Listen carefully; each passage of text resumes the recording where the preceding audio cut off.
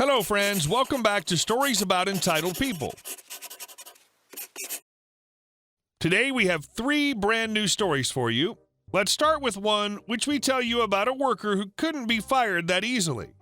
But before we begin, don't forget to subscribe to our channel if you're new here and turn on notifications so you don't miss a new video every single day. Here we go. We need an excuse to fire him. Check his internet usage. This is more of a failed attempt of HR being malicious with the sacking approach. In the UK, it's not like the US. You can't just fire someone because you feel like it with no warning. About 15 years ago, in an old office of mine, there was a guy who was pretty useless, but he was union and knew all the workarounds. Like, you're not good at your job? Yeah, well, you need to give me proper training, etc. Anyway, he was useless and lazy, so management and HR went through all the different ways to terminate his contract, but it took ages. Eventually, a new policy was introduced about abusing workplace internet usage for non-work-related stuff, and it was a sackable offense. Usage was unlimited at the time, and they were able to track time spent on non-work sites. It was known that this guy used the internet for personal stuff, so HR said that, to be fair and ensure that he can't counter the argument, that 10 other random people in the department need to be checked over the same time period. So over the space of about a month, internet was monitored. From him, plus the 10 random, although he used the internet a lot, he was by far the lowest user out of everyone they checked. Needless to say, HR soon backed down on that approach, otherwise they'd have to sack the entire department.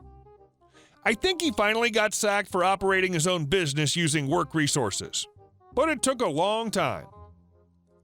It's exhausting dealing with people who are bad at their jobs. It's even more exhausting dealing with HR that makes everyone suffer for the sake of firing one person. And our second story. Not giving me the files I need? Okay, do as you wish. I worked at a company, let's just call it us, as a hardware engineer. Customers would contract us to design, redesign, repair, analyze, etc. their projects, /modules, and so on. One day, a big long-term customer, we'll call the company ABC, called, and it went something like this. ABC: hello, us. We have a module which is not working. Can you analyze and fix it? Us: hello, ABC. Can you go into more detail? What exactly is not working? Is it hardware or software related? Note: us did both. ABC: it's not working. Us: well, yeah, but what's not working? ABC: it's not working. Us: all right, can we have the technical documents so we can start analyzing them? ABC: no can do, but here's the faulty module. Us: how do you expect us working on the module without having a clue what it's supposed to do? ABC: you'll figure it out. Okay, so basically this went on for about a week. After that, we just said, okay. I asked my boss, since I was supposed to work on it, how I should go on with the task. My boss, crazy lovely guy he was, just said, you heard him, we have to figure it out, so complete reverse engineering of the module, and make sure you write down every single minute you work on it. Small side note for the non-tech savvy peeps, a reverse engineering process is the long and tedious process of tracing every single copper trace on a board, basically starting with the finished product with the goal to redraw the schematics for it. Think of it like having a meal with 5 courses and in the process of eating, figuring out the exact steps the cook took to make it. So I did as my boss said. I re-engineered the whole module, drawing my own schematics for it, figuring out the inner workings, even taking a ROM dump, basically deassembling the machine code into readable source code and tracing down the workings of the software as well. This whole process took something like 4 to 5 months for me and 2 others, just reverse engineering this GD bleep bleep module. After that, we finally started working on the errors and found out that there was a bug in the software causing the processor on the module to reboot like every 2 seconds. Huh? A bit of research showed that this module was part of an industrial controller system. Let's just say if they put these modules anywhere in there, a lot of people would be without power. So after finding the error and fixing it by literally changing one line of code, writing the report, and scheduling a meeting with the client, I got back to my boss, who was following my working hours really carefully for the project, It turned out there were a lot of work hours for that project. Through the grapevine, I heard that the total cost for the client was well over $300,000. So the meeting began and we presented our findings, showing the whole process we did, including the reverse engineering. This time we spoke to different people as the ones who gave us the project. This time the CEO of ABC was within the meeting too. At first he asked where we got the schematics because they didn't look like they were made with their templates. We were told we weren't given the documents, so we had to re-engineer everything. Easy to say, CEO was livid. He immediately asked who told us we couldn't get the docs. We told him, he thanked us, made sure we were paid 10% more than we billed, and hung up. The fallout came to us via an email from the CEO himself. He apologized to us that we had the hassle of re-engineering, also said that if we ever had trouble like this again, we're free to contact him directly. Also, the guy who said, "You figure it out," apparently got fired on the spot. Least to say that even if it was a lot of work, I really have to grin every time I remember this. This happened about 3 years ago, and since then I quit the job to study to become a state-certified technician. After that, I'll happily go back to the company since working there was a charm.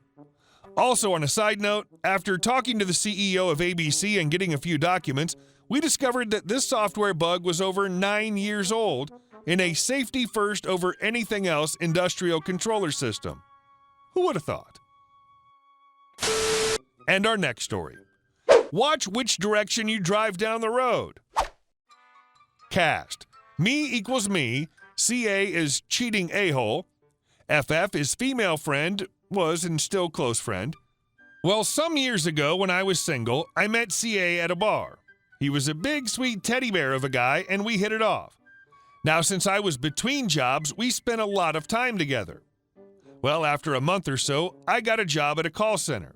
I have lots of stories about that place, but that's for another time. Now, this is where things get interesting. Well, at the time, I was still new in training. I met FF, and we hit it off and became close friends. We worked slightly different shifts. I worked Monday through Friday and off weekends. FF worked the weekends, but worked 3 days a week. During the days, we would go to a local coffee shop and talk after work. I was well known at this coffee shop because I was also there with CA on the weekends. This went on for months.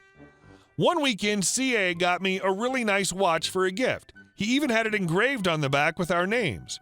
In return, I got him a gold bracelet, which he told me he couldn't put on because he was allergic. I had heard about that, so I wasn't hurt. When FF and I got together at work, she saw the watch and really liked it. I told her I have a great weekend with my boyfriend and was still riding high. I told her I'll tell her more about it after work. After work, we got to the coffee shop. I told all about my wonderful weekend with CA. After I told her all about my weekend, which she listened intently, I think she was making a list of things to do with her husband.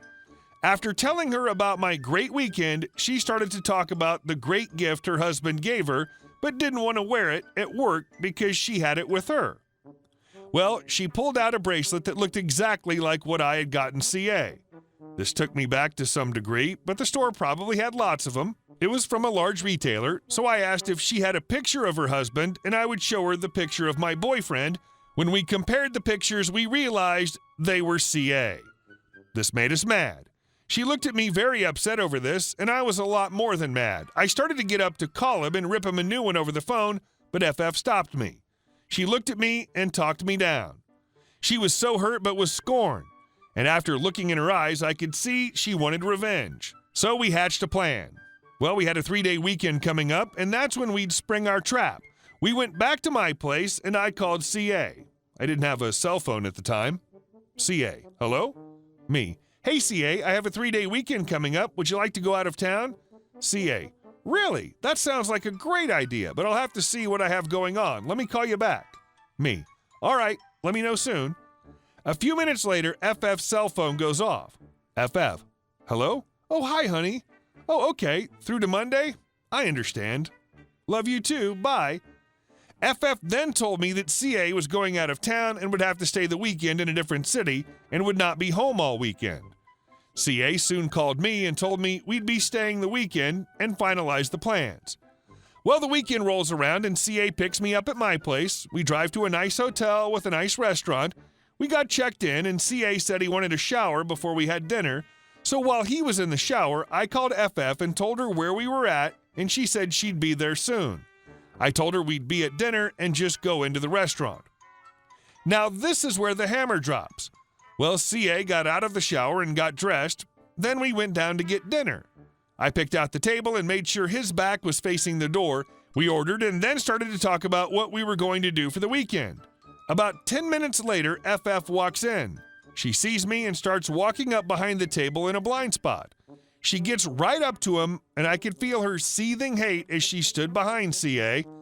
CA's so distracted about the plans we have for the weekend, he doesn't even have a clue she's there until she speaks up.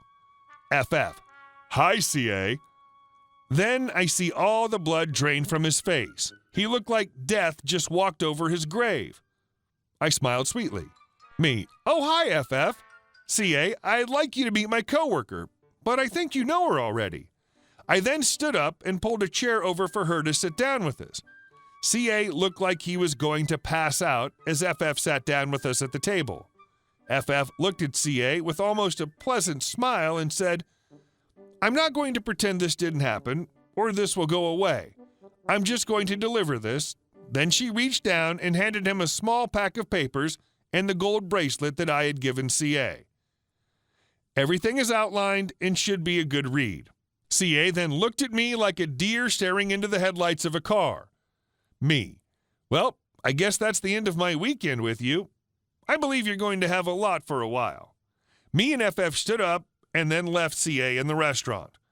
When I checked up with FF, she divorced CA and won everything. He wanted the cake and eat it too. Well, guess what? Your cake can bite back. Hey guys, thank you all for watching the video. I'll see you in the next one.